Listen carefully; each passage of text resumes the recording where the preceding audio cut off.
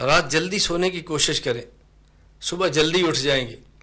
دن کو اگر موقع ملتا ہو قیلولے کی عادت بنائیں، 10 منٹ کیوں نہ ہو، بلا وجہ رات کو دیر سے جاگنا، رات کو گپے لگاتے رہنا، ٹی وی پر اپنا وقت ضائع کرنا، موبائل پر اپنا وقت ضائع کرنا، غیبت اور گلے میں خود کو برباد کرنا، اللہ کے لیے اس سے بچیں۔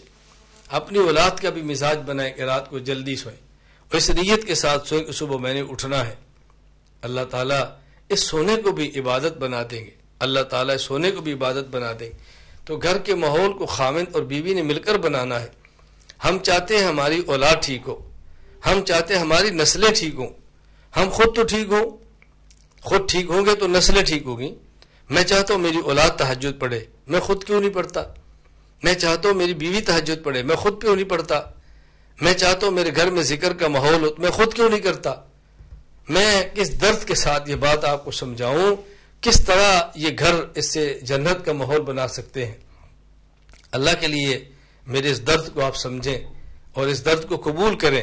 اللہ کے لیے اپنے گھروں کے ماحول کو ہم اہل اللہ سے تعلق کی برکت سے ایسا ماحول بنائیں کہ اللہ راضی ہو، اللہ کا رسول صلی اللہ علیہ وسلم راضی ہو۔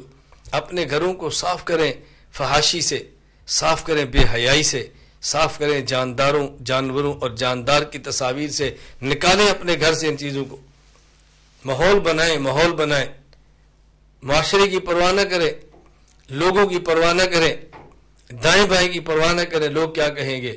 ہم اللہ کے غلام ہیں، پیغمبر پاک صلی اللہ علیہ وسلم کے غلام ہیں، ہم اللہ کے بندے ہیں، ہم نے گردن اللہ کے سامنے جھکا دی ہے، اپنے پیغمبر صلی اللہ علیہ وسلم کی ہم نے اطاعت کرنی ہے، ہم نے سنت پہ چلنا ہے۔ کوئی راضی ہوتا ہے تو تب، ناراض ہوتا ہے تو تب، کوئی خوش ہوتا ہے تب، کوئی نہ خوش ہوتا ہے تب۔ ہم کسی کو تکلیف نہیں دیتے، کسی کو برا بھلا نہیں کہتے، کسی کے گھر کا ماحول جیسا ہے ہم اس پر اعتراض نہیں کر رہے، سمجھانے کی کوشش کرتے ہیں۔ کسی کو ہمارے گھر کے ماحول پر کیا اعتراض ہے؟